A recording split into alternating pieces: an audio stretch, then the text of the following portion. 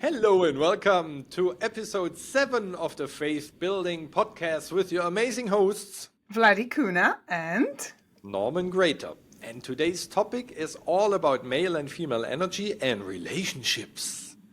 great topic. It I is, think it this is. topic touches us all, and I'm gonna start and hand it to Norm because relationship is a friendship. And it really comes down whether you're a husband, partner, business partners, it comes down to your friendships and also kids. And, I love, and I have to mention her name is Brené Brown. I love how she always describes that we sometimes think that relationship is 50-50. Like I do this and you do this. And we do live in a world, and I do see it still quite a lot out there. But it isn't 50-50. It's about understanding each other. It's actually, I'm going to say this sentence first as well. A relationship is not an ownership. And this is something that we all have to grow into, I think. I really do believe, my relationships, that is my biggest wealth. I love building relationships, and it means to me more than anything in the world. And really great relationships are based on trust and love and joy and finding. And you don't always have to love what the other ones does. I think there is sometimes common misunderstanding where people think like, oh, he's completely has different interests. Now, obviously it helps if you both have similar interests, because otherwise you're spending time doing things you love and they would be separate from each other. But it's nothing wrong with it sometimes as well. We need our own space, not in a sense of living separately, but having your own space and understanding each other. And going back to Brené Brown, she was talking about how she and her husband are always communicating effectively, whether she feels she says, oh, I'm feeling 20 today. Now, when I say 20-80 or 50-50 or whatever percentage you go, obviously, their aim is to combine 100. And if they feel that they're both very low, so they have to sit down and just come up with the plan. So she was actually showing a great example of like they hire someone to look after the household, or they don't cook because they both drained and they have steak in. And, those are those little things you can arrange between yourself. But trust and loyalty are two-way street. And it really is what we vibrate. Like I remember I grew up with males, so I love men, and I'll hand the male energy to Norm. And I think the reason, actually one of the very many reasons we were discussing to start this podcast was because of the energy. We learn together, we flow, and really we are both really strong believers in a male and female energy. It's like perfection. I really think the combination as a male and a female is a really superpower. It's not about okay, maybe I'm in the world where I support females more, but it's from the point and the heart where I felt that I struggled in a certain parts of my life, and I can help females because obviously I'm a female, so I went through it. But I understand growing up with males mainly, and actually working with males, and it was just the way I was brought up. I had cousins and always guys around me, and I remember paying attention to how they were talking and how girls were talking. And I started really finding my own understanding and my own way to perception. To sometimes we judge quickly. And if you're just in a female world, it was too much, I'm going to say this lovingly, but bitching and moaning and, and he did that and he didn't, and I didn't like it. Equally, I did feel sometimes male, I felt like we're not really understood from the point where we stand as a females. But coming down to that, it was being in a good balance between both. I really started to understand that it is really just that communication. And I do feel I'm a female who's got more male's energy. I'm kind of no nonsense girl. So that kind of helps me in many ways. And again, 50-50, it doesn't really exist. I know we always look at it. It's in the business partnerships. Like we're business partners with Norman now, and sometimes he does more, sometimes I may do more. Like at the beginning, I'd say he's doing way more because I'm learning stuff. If I actually had an attitude, it really comes down to your attitude. Having an amazing relationships comes down to your attitude, because you're perfect the way you are. And it's the attitude you have that actually determines anything. And if you approach things in a different way than maybe sometimes you used to, if there is a result in your life with your partner or friendships or business partners you don't like, let's take a responsibility and stop and pause and think like, how can I change my attitude? How can I appreciate the other person more? Even if you don't feel like it sometimes, and this is more challenging, but really, how can I give more love and kindness and come from understanding? Because it really comes down to when you may be feeling 20 and you just need to tell the others, you know what, I'm really not having a great day and I'm just feeling very low. And when I say low, I mean energy. It can be investment, time, kindness. It's the compassion. That's all counted as the percentage. And really comes down, you perfect the way you are. And I will talk more about it, but you sometimes feel not good enough. And it really comes down to self-love, which Norm will actually talk because it is a huge subject and he's speaker and he's written a book on self-love. But I'm going to finish this with this sentence. It's, you perfect the way you are, but sometimes you may have ended up in the wrong address. I've heard this somewhere and I thought, wow, that was such a profound metaphor, because we blame ourselves like, what am I doing wrong? Or I'm just not good enough and this is not working to me. And then also the others we judge, oh, he's just like his father or she's like her mother.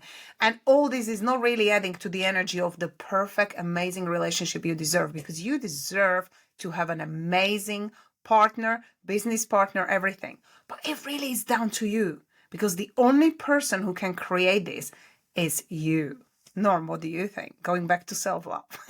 I totally agree. And I think the most important relationship we all have is with ourselves and not with somebody external, because usually the relationships we have, especially in business, are based on a deal. What you just mentioned in the beginning, probably I did a little bit more with working on the podcast, uploading, stuff like that, because we were so busy.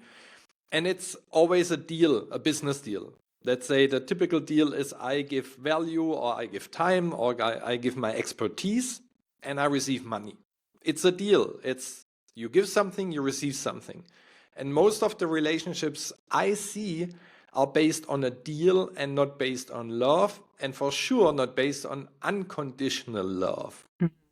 And before we go deeper into that, I want to start in the beginning, because I want to bring to the table that I believe that many relationships are based on a lie. And this lie will explode in your face at one point. What do I mean with that? Just imagine you're single for, I don't know, a couple months or a couple years. And you realize the way you are does not really attract people. And then you're in a seminar and they tell you, treat others the way they want to be treated. So, what do? You say, okay, if the other one wants to talk and I hate talking, I just listen and I do the all the time and I play interested. And then the other one says, oh, let's go and meet the family, but you hate family gatherings, but you go because you want to be in love, you want to hook up with someone, you want to treat them nice. But eventually everything is based on a lie. And you cannot sustain this lie all those years, because at one point you will say, I really hate going to family gatherings and I'm not coming. But then your partner says, but you have been going with me for the last, I don't know, 4 or 5 months every weekend. So you have to admit, I really hate it. And so many things we do just to get more love, because love is one of the most important things, like Vladi said. For all of us, we want to be loved. We want to give love. It's always based on how can I be loved, and people are willing to do so many things to receive the love, but then they are not authentic anymore. So just have a look at yourself and just check if you're really authentic in your current relationship. Can you speak about the things you want to speak about? Can you follow through with your goals that you want to achieve? Can you have the respect, the love, the time, the freedom, whatever values might be important for you that you really love? Because what I see with my clients very often, they are stuck in a relationship and both partners are unhappy. One has a goal A, the other one has either no goal or goal C, and they're not really aligned. And I think it's all based on those tiny little white lies in the beginning where you think, I just tell him I like going to vacation. I mean, how often does he want to go on vacations? It's not too often. And then your partner comes around the corner and says, I saw this cruise and it's 108 days, let's go. And you think, oh my God, 108 days on a cruise? I don't think so. But you said you like vacations as well. So there's constant possibility for a lot of trouble if we're not authentic in the beginning and we just play by the rules of the other one just to be loved. And that's a very dangerous game we play. I made a note saying we are programmed for approval. And that's something which initially, when I started a deep growth and transformation, that was one of the things I had to, because I was always pleasing others. If I can make other people happy, if I can be the best mom, and if I can be the best wife and the best friend, and then you drain. It goes back to what Norman said, self-love and loving yourself. I kind of thought it was selfish at the beginning. When I've heard it, I was like, no. I've got this all right because I'm the one giving. So if I actually give more to all others than myself, that's okay because I'm giving. But forget one thing is, if you want to plant all these amazing flowers you have, and I'm going to call people and family you have in your life as flowers. Now you're the water. You cannot water them and fuel them and rain on them, your sunshine and happiness, unless your cup is full. And that really opened my mind. Like, my cup has to be full. How do I fill my cup? Maybe you're asking, because that's actually where we sometimes get stuck. Like, how do you fill your cup? Well, you have to really grow yourself. Self-growth is really amazing, a way of actually transformation, but it's also feeling, it's the self-care. Do stuff for yourself as well. And I love what Norman said, because we listen, we hear all of you, and we've been in these shoes. Like, when you start the transformation and you start growing and you change your life. Now, the transformation happens sometimes very fast. Like, for me, it was drastic. I can call the word drastic, and it was dynamic. And people around you may not like, whoa, who is this person? She's doing everything differently, and all of a sudden it doesn't fit into the same dynamics of the family and the same dynamics of your friendships. And people think you're crazy because you are now on a different path, which are not aligned with their way of thinking. And there's nothing wrong with that. But we just, and this is another kind of love and self-love, when you ground it, you look and you date for the other person. You say, okay, do you actually know what your partner's dream is? Does he have a goal, he or she? Do you support that? Do you say, okay, what can we do? Is there something I can do to help you to actually achieve your goal instead of standing in the way? Because like Norman said, we may have different goals. Like, me and my husband definitely have a different goals. But, going into sometimes I know I hear a lot of you saying, well, my partner's not supporting me. I used to say that. So you will find my old videos where I used to claim that. And actually, funnily enough, I would have friends around who would not be happy with saying, well, how can you say your husband's not supporting you? So because they're looking at it from that perception. But what I meant was, he's not really saying, okay, quit your job, do this studying. It was the change for them as well. So also, what does support mean? It doesn't mean they still know that he's supporting me and my kids and the family. What I meant at that time was, I didn't feel the sort of like support of go and study, change your industry and change your job, because my job was in a legal financial. And then all of a sudden I'm jumping into coaching. For some people, it's an extreme sort of coming from a corporate environment where you're sitting and talking seriously. And then you jump into somewhere where you're asking people, what would you love? Is that what you would love? And let's sit down and feel the joy. How can I appreciate someone today? That wasn't the kind of conversations I was having before. So it was a change, but really comes down to you grounding yourself and stop making assumptions. And I'm going to give you a quick example. I hear this a lot in the world, and friends know me, that I don't like moaning and bitching. So people just don't talk in front of me about others. I just don't like it. I don't participate in these conversations. I don't participate in politics. I don't participate in anything, because it's out of your control. And it really comes down in relationships as well. What are the things you can control and what are the things you can't control? But we make assumptions. Oh, my husband's probably cheating on me because, he's not coming in late. I was never making assumptions like this in my life. Whether the partner is going to cheat on you or not, and I know this is, like touching up on the conversation, but it starts in our thoughts. We create these thoughts and we dwell in it. We get emotionally involved with saying something's wrong. Are you focused on the perfect relationship you would love to create, or are you focused on the things that are wrong? Think of the day where maybe it happened to you, maybe you've heard a story, but there's many people who can relate to that. Yes, you're miserable and the food is not great and the politics are doing everything wrong and the news are negative and you're dwelling in this very negative circle of energy. And people are just negative and, we're commenting everything, you're commenting everyone. And then one day you meet someone, and whether you're a man or a woman, you meet that love of your life or a soulmate, you click with them. And all of a sudden, you just feel the vibration change completely. You fall in love, and then you wake up next day, and it's a beautiful morning, and the food tastes the best ever, although it may be exactly the same you had yesterday. And the weather, if it's rain, you may be dancing in the rain, and you're feeling the vibes, and isn't this amazing world? And the opportunities are flowing. And, you may feel like, I just love my life. What happened between yesterday, that miserable person, and the next day of the person who fell in love? You completely change the vibration. And this is how fast you can actually change. Even a challenging situation at home and a business, anywhere.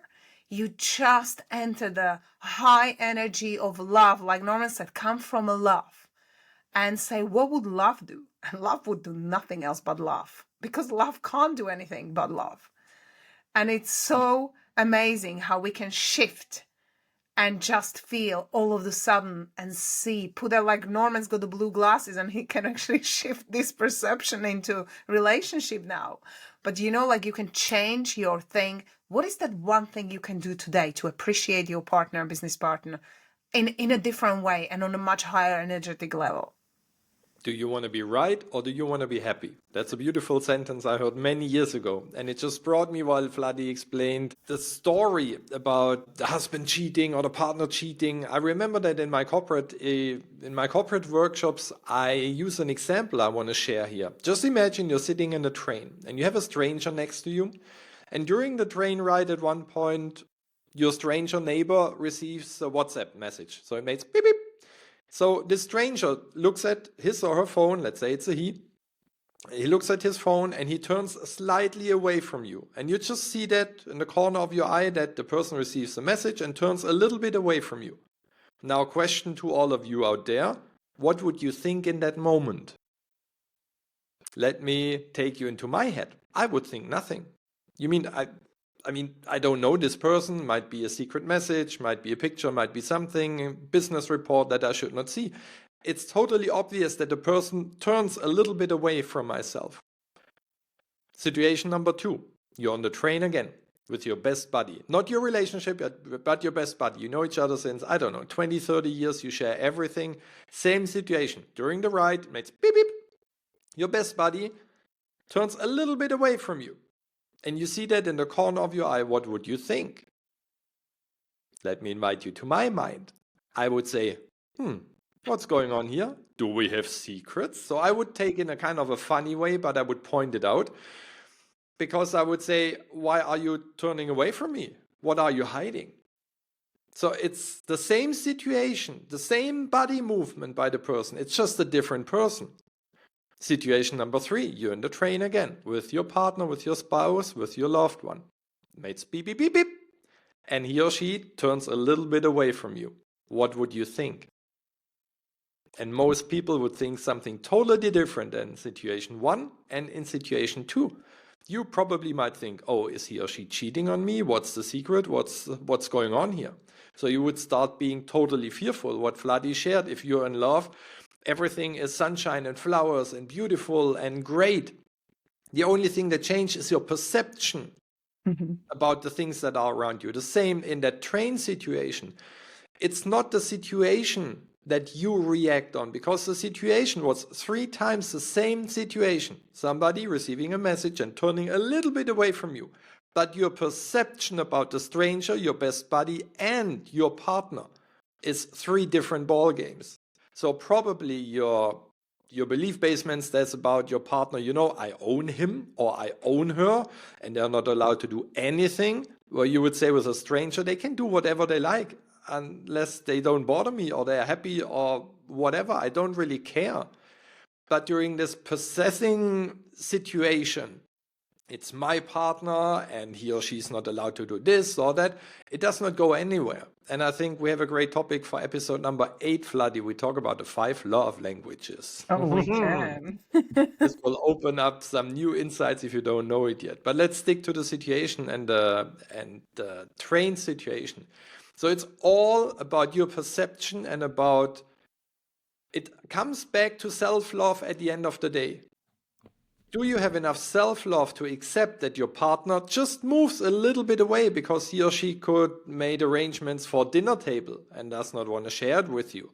It's not about the worst thing, but I always point out, if you have never been cheated on, or if you have never cheated yourself via cell phone, or if you have never heard that somebody could cheat via cell phone, you would look at the third situation like at the first situation.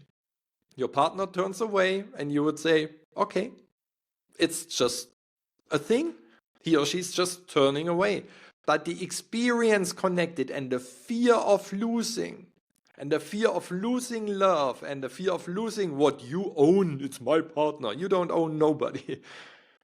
Can you have so much self-love that whatever somebody else does or doesn't do does not really affect your mood? Can you fill up your love tank so much that you don't need that somebody from the outside pours love or appreciation or gifts or whatever might be into this love cup? Because if you have holes in the love cup, in your love cup, and it's, of course, it's from your childhood, from your youth, where you have been betrayed or where you have seen things that you don't like, these things create holes in your love tank.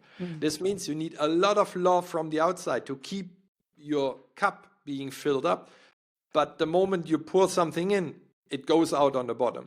So your number 1 job should be close those hurt points, those holes in your love cup, that the love that comes in and hopefully comes in by yourself just stays in your love cup. Otherwise, you will always be in need to get love and appreciation and gifts and stuff from the outside. And this is a game with no end. I love what you said about the holes. And it really comes down that the fear we pile up, we put so many sort of fearful situations and experiences and beliefs really into our cup, that then this triggers. And sometimes I hear people saying, well, how could I attract this kind of person? And it comes down back to the word responsibility, that when we understand what happens, it's like, well, I could not have possibly attract this because of who I am. So sometimes we are also lying ourselves because we don't want to feel that, well, I am thinking the way I'm thinking and attracted that because of the fear. So giving you a good example, sometimes, you might be, I know of someone who lived and grew up in a family of alcoholism. And the biggest fear for her was actually to attract a partner who drinks. So for her, she was so afraid of it. And this is my long-term friend. Like, I've known her since we were not babies, but kindergarten, I'd say. And she did eventually attract the guy. She said to me, well, tell me something. I never touched on alcohol. And I said, the fear of you attracting the partner who drinks was way bigger. And you gave it more time and dominant thoughts and dominant emotions. And really, you become a vibrational point of attracting exactly what you didn't want. Because remember, we attract what we would love, but also what we don't want. What are you giving more attention to? Where most of your energy goes, thinking of how everything that is happening in your home right now is completely wrong, and I'm just arguing with my partner and he doesn't understand me and I'm not doing it. And it can be the other way around. Or I'm in the best relationship ever, because the way you're thinking and feeling attracts exactly that. And you will know that you find yourself in a situation that you can just switch the thinking and add energy. How would I love my partner to treat me? How would I love it? And live and imagine as an actor plays in their roles, and then you have to prepare for a scene, which they're acting for a movie, and they can play it so well. Look at the actors in the movies. They play it so well. They make you cry. They make you smile. They'll make you feel you want to fall in love because they're feeling through their parts. And there was one more thing I wanted to point out, and that was we usually, and we do this with Norman together with our clients, is like write a love letter to yourself. Write a love letter to yourself, but I'm going to add something to it. I say to people, if you don't believe in God, then obviously use the universe, divine energy, whatever it is. But I say write it as you were writing it through God's eyes. Why? Because God sees nothing but love.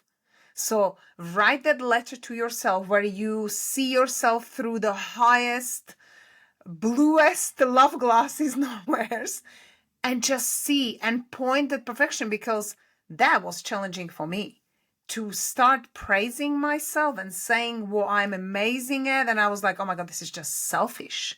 But self-love has nothing to do with selfishness. Yes, even though we have been told that very often this is the case. Like, you cannot think about yourself, there are other people, family first, whatever the belief statements are. And it's what Vladi just shared. I totally agree. If we have more self-love for ourselves, and if our cup runneth over, we have a lot to share, and this brings us closer to unconditional love. The way you can realize if you live in a deal relationship or in an unconditional loving relationship is if you do 5 things or 10 things at home.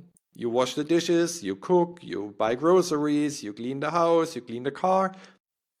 Do you expect the other one to do something as well? Like the moment, and it could be 5 times, it could be 15 times, it could be 50 times that you do something, but do you get frustrated at one point that you're the only one contributing something to the relationship? Then you're living in a deal relationship. It means, oh, I did 15 things, now I expect you to do at least, I don't know, 7 things.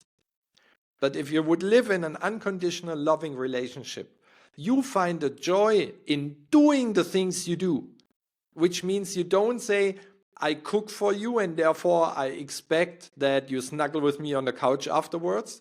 No, you say, I find so much joy in cooking for myself and the other person that the gift is kind of already in doing what you are doing and not doing it because you expect something.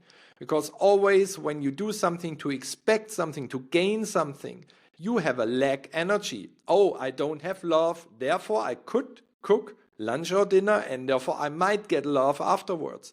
But what happens if it does not work out? If the other one does not feel like giving you love right after lunch or dinner?